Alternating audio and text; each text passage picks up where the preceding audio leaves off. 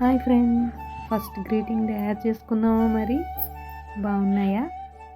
మనకి colour paper, white paper, yellow colour papers రెండు కావాలి.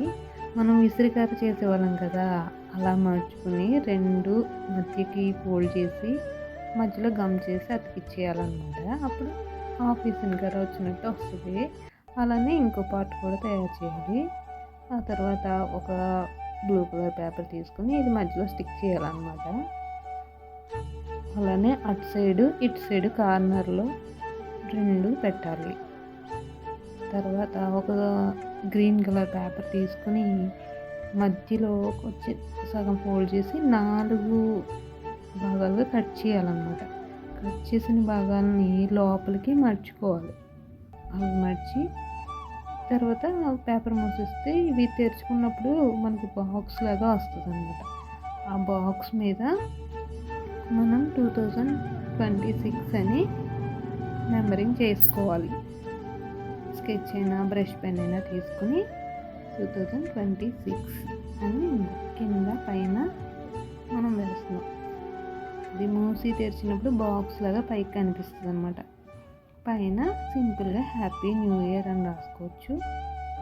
తర్వాత పైనేమో మనకు నచ్చిన మ్యాటర్ రాసుకోవచ్చు అనమాట. మనం గ్రీటింగ్ చేస్తాం కదా, అలా నచ్చిన మ్యాటర్ రాసుకోవచ్చు. చూడండి, తెరుచుకుంటే బాగుంది కదా. పైన 2 ఎవరికి ఇస్తున్నాం వాళ్ళది, కిందకి మన పేరు. ఇప్పుడు ఇంకొకటి తయారు చేశాను చూడండి. ఇది ఎలా చేశానంటే, మన బిళ్ళగన్నేరు పువ్వులు ఉంటాయి కదా, అవి తీసుకుని పైన అంతా పింక్ కలర్లో డిప్ చేసి అతికిచ్చాను అనమాట. పెయింట్లో డిప్ చేసి పింక్ కలర్ తీసుకొని ఫ్లవర్ని అతికిచ్చాను. తర్వాత ఆకులతో మళ్ళీ డిప్ చేసి గ్రీన్ కలర్ ఆకుల్ని అతికిచ్చాను. అంతా కలరింగ్ చేశాను అనమాట ఆకులతో. తర్వాత బ్రష్ తీసుకుని వాటికి కొమ్మలు అన్నీ పెట్టి ఒక బంచ్ లాగా తయారు చేయాలి. మధ్య మధ్యలో ఆకులు చిన్న చిన్న వర్డ్స్ ఉన్నట్టు మనం గీయాలి. చూడండి, ఇది ఇంకొకటి. మనం ఇక్కడ మ్యాటర్ కింద రాసామన్నమాట. ఇది చిన్నది, ఈ గ్రీటింగ్ ఏమో పెద్దది. బాగుందా?